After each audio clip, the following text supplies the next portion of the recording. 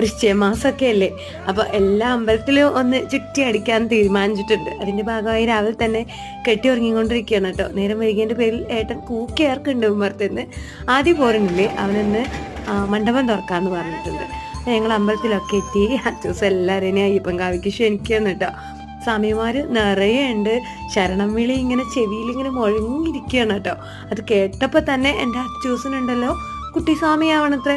അമ്മ എനിക്കും പോണം ശബരിമലയ്ക്ക്, അച്ചടുത്ത് പാറാമ്മാന്നും പറഞ്ഞ് തിരക്ക് കൂട്ടുക മൂപ്പര്.